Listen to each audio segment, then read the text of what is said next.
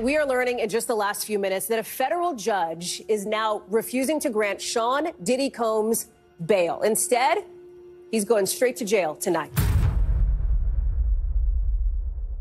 Diddy is begging to get out of jail. He says it's scary, it's dirty, there are maggots everywhere, and all the prisoners want to attack him.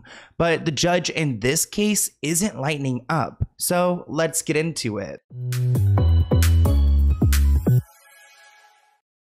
Diddy is really trying to do his big one and get out of jail, thinking that he is above the law. Diddy is eager to regain his freedom from federal custody and has put forth a $50 million offer, which has been denied. Keep in mind that he doesn't have $50 million laying around. So this man is using his home in Miami for collateral, which makes sense. It's $48 million. But hey, buddy, what about that $2 million of that $50 million package? Well, he also put out his own mother's home as collateral, not this monster giving up his own mother. He also says that he's prepared to restrict his travel from Florida, New York, and New Jersey. Intends to reside in Miami, but he has to come back to New York, and he's willing to wear a GPS device, though this isn't enough. Diddy revealed that he has been prepared for his arrest by settling the outstanding $18 million mortgage on his Miami residence, enabling him to use it as collateral. Furthermore, he mentioned he notified federal authorities back in May about his efforts to sell his private jet, although he has yet to secure a buyer, which, I mean,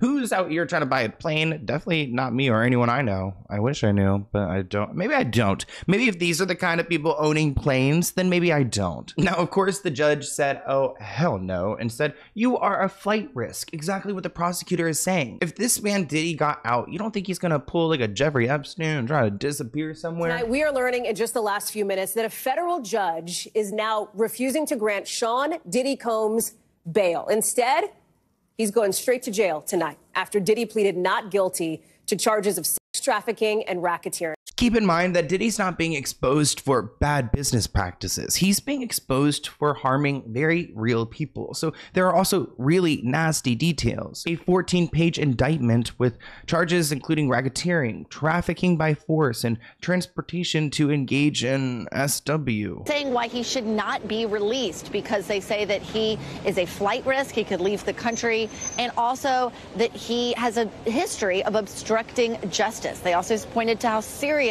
these crimes were, that with previous allegations of sex trafficking like R. Kelly and Jeffrey Epstein, the judges also denied bail in that case. And she really drilled down on the fact that after those civil allegations came out last November, he talked to multiple women who he knew during that period and who he apparently tried to change their narrative so they wouldn't go forward and continue testifying or being witnesses to some of these acts that were alleged in the civil complaint and then were again put in the indictment today. And so she said in order to keep that from happening and really to end trafficking, since that can happen behind closed doors, it was best to keep him detained without bond.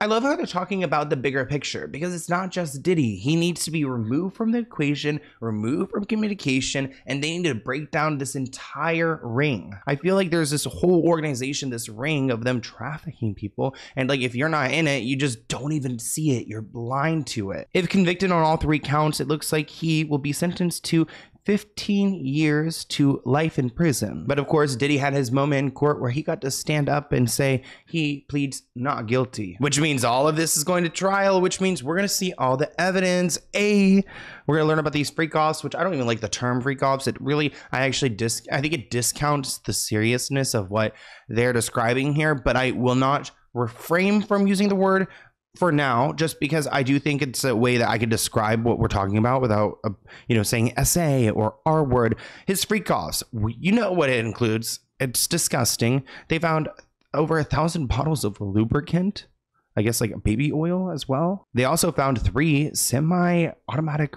rifles with the defaced serial numbers, which means that they are not able to be tracked, which if they are used, you can't really pinpoint them to a crime or a person. We're going to blur some of these images of these weapons, but these people came with their facts, 14 pages of pictures and explaining exactly where they found these. They actually bring up some examples. I believe they're talking about J-Lo. On one occasion, the defendant forced a female victim to carry a firearm on his behalf. So we've heard that, I think, with another person as well. well, possibly Don Richards, who we're going to be talking about the Danity Kane thing very soon. If you guys want that video out right now, comment. I'll just drop it right now. During those searches, agents seized evidence of the crimes charged in this indictment. They seized firearms and ammunition, including 3 defaced AR-15s and a large capacity drum magazine. They also seized evidence of the freak-offs, electronic devices that contain images and videos of the freak-offs with multiple victims. And they seized cases and cases of the kinds of personal lubricant and baby oil that Combs' staff allegedly used to stock hotel rooms for the freak-offs, more than 1,000 bottles altogether. Diddy's lawyer, Mark, said the defense team had already launched an appeal against the judge's bail decision. He says, "We believe in him wholeheartedly. He didn't do these things. There's no coercion. There's no crime. Diddy's not afraid of the charges." He says it's an unjust prosecution, and I just can't believe those are coming out of his mouth when we know what he did to Cassie. Here's a clip of his lawyer spewing some of the lies that I don't even think he believes himself. We made the points that we've been wanting to make. I think it came out. Mr. Combs is a fighter. He's going to fight this to the end. He's innocent. He came to New York to establish his innocence. He's not afraid. He's not afraid of the charges. There's nothing that the government said in their presentation today that changes anyone's mind about anything. He's been looking forward to this day. He's been looking forward to clearing his name, and he's going to clear his name. And we're going to stand by his side as he does. We believe in him wholeheartedly. He didn't do these things.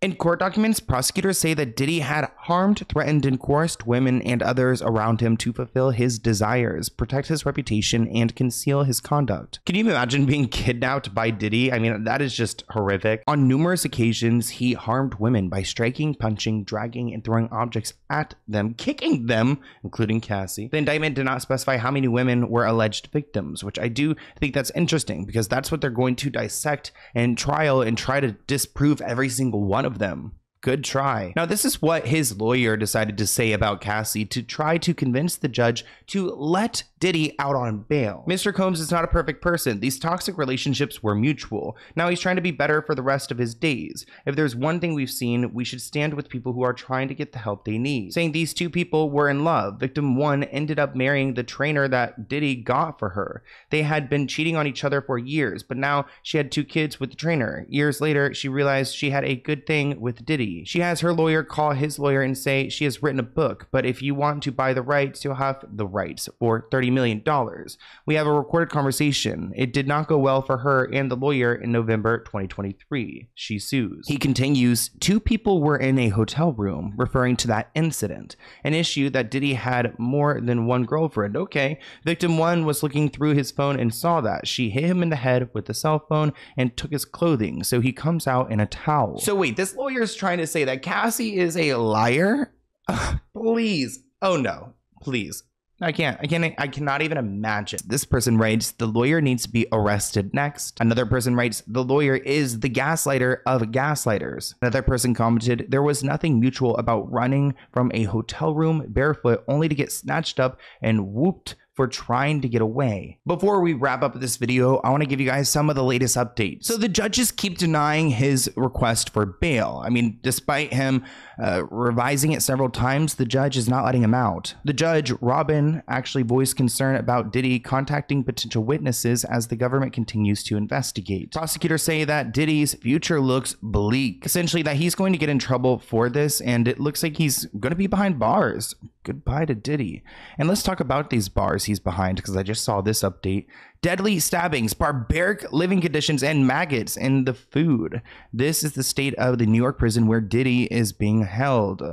Diddy is currently being housed in a pretrial detention center in this jail. I read a little bit about this, and essentially he's in a private holding area where he's actually served his food even later than the other people. So he gets his food very cold, very isolated, like 1 hour of time out. He's got to be up at 6 a.m. to clean his room and his bed, mop the floors, change his undies. He gets 3 showers a week. It's almost like what someone who in jail should get as treatment for someone who committed a crime, who possibly, I'm not gonna go there. I was gonna talk about, there's just this one SW worker, this sex worker that in Miami that Diddy was involved in, who died, and I just have a feeling Kim Porter, this guy, all these people were by Diddy and it's time for them to get justice. So I hope you guys enjoyed this video, and I hope to see you in my next one soon.